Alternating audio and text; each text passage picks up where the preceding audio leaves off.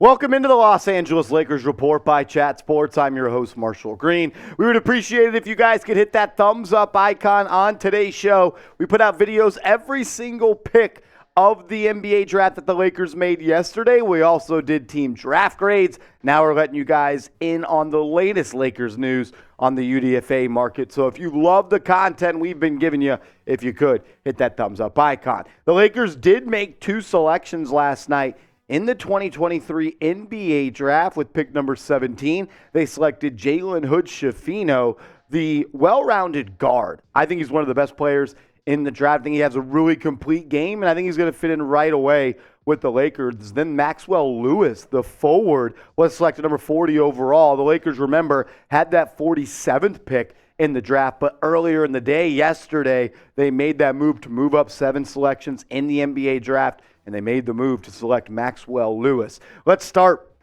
with Jalen Hood-Schifino. This is what the Ringers' Kevin O'Connor had to say about him. He said, at his best in the pick and roll, and he plays with great pace, using his screen to get in the middle of the floor, where he can pull up from mid-range or dissect the defense with various passes to his rolling big man. If he's successful in extending his range behind the NBA line, he could become a drop coverage killer. He's so good at attacking the basket. He's so good at spraying that ball around. I think he's a guy that you can almost run an offense through, maybe not scoring-wise, but to be your lead facilitator. I understand that 3.7 assists per game may not add up, but I'm not looking too deep into that. I look at the film, and my eyes don't lie, and they tell me this guy has a high basketball IQ. Definitely has to become a better shooter. Needs to get up to that 36, 37, 38% clip from beyond the arc. That's what you want in the NBA, especially at that guard spot. And if he can get that, he can be there. Overall, though, I mean, when you talk about a guy like Schifino, 6'10" wingspan, and allows him to elevate over defenders in the mid-range, good on-ball defender. I thought he used his length really well last year for Indiana. Got to improve that three-point shot. That's going to be a focus, no doubt about it. But he can be a scoring guard off the bench to start while also getting other involved. That's what I like about him. He can create for himself, but also creates for others. With that 40th pick, it's what the Ringers, Kevin O'Connor, said. They said the knockdown three-point shooter off the catch with flawless mechanics. He's not a dynamic threat off screens or handoffs, but he is excellent at one dribble or two dribble pull-ups and step backs. He loves using pump fakes to get defenders in the air, which gives him space to attack with jumpers or drives. I feel like the pump fake is so underrated. I mean, you watch the Miami Heat in the postseason. They were the best pump faking team in the NBA. Get someone in the air, put it on the deck once or twice, rise up, draw a foul, get to the cup. I think Maxwell Lewis fits that mold. And he's got great shooting mechanics like we talked about. He can let it rip from deep, almost 35% from downtown. The body type allows him to be projected as a great 3-and-D prospect. Got to be a little bit better on ball. He's good, no doubt about it. Tends to ball watch a little bit. Got to be better off ball. But, man, the skills, the size, the frame, the potential is there for Maxwell Lewis at a Pepperdine to be an NBA player and someone that could maybe be a plug-and-play player for this Los Angeles Lakers team. You play defense, you knock down shots, LeBron's going to want you on the court. That's all going to come down to how well he can hit the three-point shot. Are you pumped, though, about the Lakers' picks? I think the Lakers got better yesterday. I thought they got two guys that they can have join this rotation almost immediately. I'm going to go on my burner account and type me in the comment section because I'm pumped about the draft. If you are, join me. Type your me's down below. The Lakers signed the Florida Gator big man to a two-way contract. Collin Castleton last year for the Florida Gators, 16 points per game. He can score it, no doubt about it. And he's someone that I think is only really scratching the surface of the type of player he can be. I think he can continue to get better. I think he can continue to find ways to round out his game.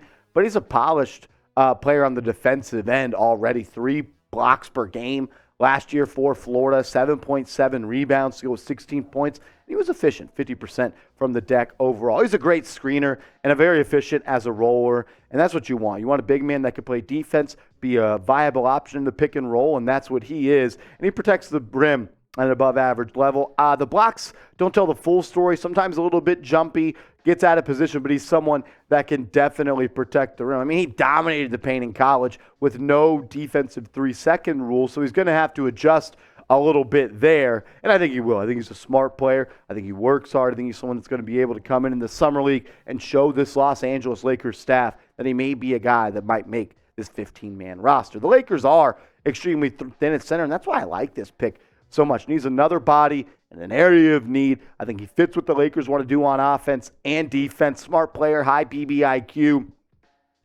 I'm really going to be interested to see how this Lakers summer team rolls out and how my man CC is going to be able to affect the game early on in his NBA career. Make sure you guys are subscribed to the channel as we are getting ready to crush it for NBA free agency. I think the Lakers are going to continue to be one of the most, I would say, aggressive teams. One of the most aggressive teams in NBA free agency. So make sure you guys are subscribed, because if and when the Lakers make a move, we're making a video. Hit that sub button right now.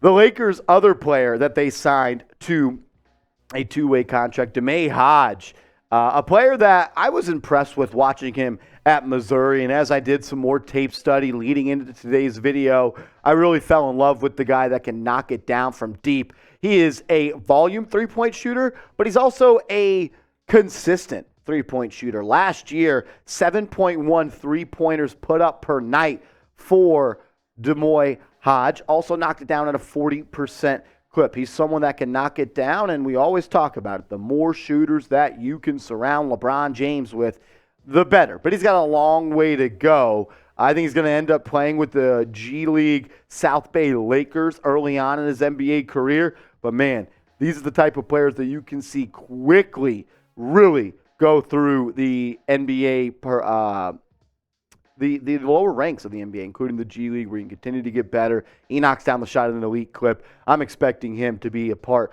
of this Summer League team and someone that's really going to have a real shot to be a part of this roster. Another Florida Gator, the Lakers signed Alex Fudge to an Exhibit 10 deal. You only have so many two-way deals, so if you're trying to bring in another young player, the Exhibit 10 deal is a way to do that. And Pelinka, he gets it done on a deal with Alex Fudge, who really...